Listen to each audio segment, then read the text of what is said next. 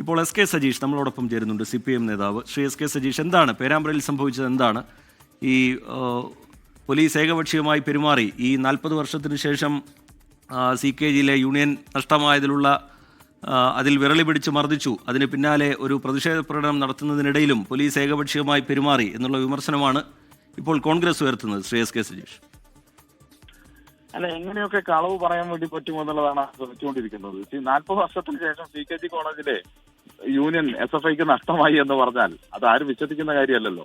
9 general സീറ്റുകളിൽ ഒരു seat മാത്രം ലഭിച്ചാൽ എങ്ങനെയാണ് യൂണിയൻ ലഭിക്കുക? അങ്ങനെയാണെങ്കിൽ കേരളത്തിൽ ഇപ്പൊ LDF ആയിരിക്കില്ലല്ലോ, UDF ആയിരിക്കുമല്ലോ ഭരിക്കുക. അവിടെ ഒരു സീറ്റിൽ മാത്രമാണ് CKG കോളേജിൽ ജയിക്കാൻ വേണ്ടി കഴിഞ്ഞത്. നേരത്തെ ഇതുപോലെ 1-2 സീറ്റുകളിലൊക്കെ പല ഘട്ടത്തിലും സാഹചര്യം ഉണ്ടായിട്ടുണ്ട്. മുമ്പ് യൂണിയൻ ഓർമ്മയുള്ള കാലത്ത് തന്നെ ചിലപ്പോ ഒക്കെ ചില സീറ്റുകളിലും ഭൂരിപക്ഷമൊക്കെ ലഭിച്ച സാഹചര്യമായിട്ടുണ്ട്. അതല്ല ഇതിന്റെ അടിസ്ഥാനപരമായി.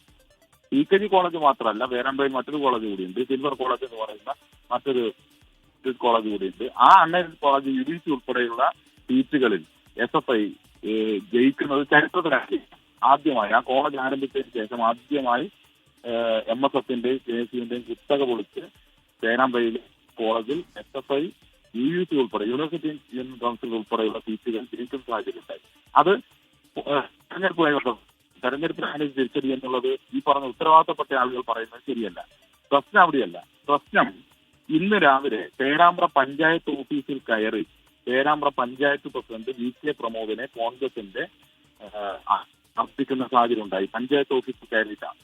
അതിന്റെ ഭാഗമായി ഇന്ന് വൈകുന്നേരം ഇടതുപക്ഷ ജനാധിപത്യ മുന്നണിയുടെ നേതൃത്വത്തിൽ 5 മണിക്ക് പ്രതിഷേധ പ്രകടനം നടത്താൻ വേണ്ടി തീരുമാനിച്ചു. ജനപ്രതിനിധികൾ ഉൾപ്പെടെയുള്ള ആളുകൾ പങ്കെടുത്തുകൊണ്ട് 5 മണിക്ക് പേരാമ്പ്ര പ്രകടനം ആരംഭിച്ചു.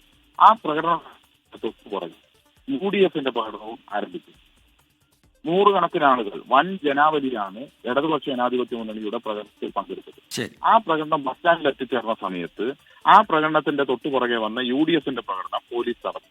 ഈ 2 പ്രകടനങ്ങളും നേരിട്ട് വന്നാൽ അത് വലിയ സംഘർഷത്തിലേക്ക് പോകും എന്നുള്ള പോലീസിന്റെ ഏറ്റവും കൃത്യമായ ഇടപെടലിന്റെ ഭാഗമായിട്ടാണ് ഈ 2 പ്രകടനത്തിന്റെ ഇടയിൽ പോലീസ് മതിൽ തീർത്തു. അങ്ങനെ മതിൽ തീർത്ത് DYSPയുടെ നേതൃത്വത്തിൽ ഞങ്ങളോടും അവരോടും അഭ്യർത്ഥിച്ച് നിങ്ങൾ പ്രശ്നം ഉണ്ടാക്കരുത്, സമാധാന അന്തരീക്ഷം സൂക്ഷിക്കണം. CPM പ്രവർത്തകർക്കും പരിക്കേറ്റിട്ടുണ്ടോ പോലീസ് നടപടി?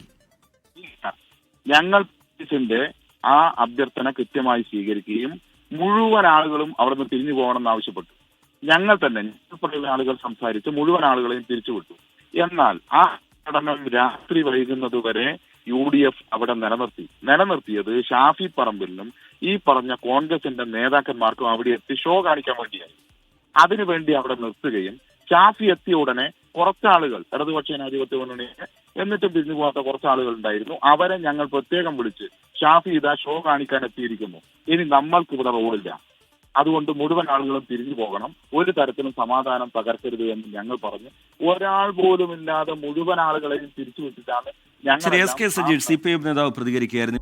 ലോകത്തെവിടെയായാലും ഏത് സമയത്തും 24 വാർത്തകളും ഓഗ്മെന്റഡ് റിയാലിറ്റി പാക്കേജുകളും എക്സ്പ്ലെയിനറുകളും വിശദമായി കാണാൻ ഞങ്ങളുടെ YouTube ചാനൽ നിങ്ങൾക്ക് സബ്സ്ക്രൈബ് ചെയ്യാം.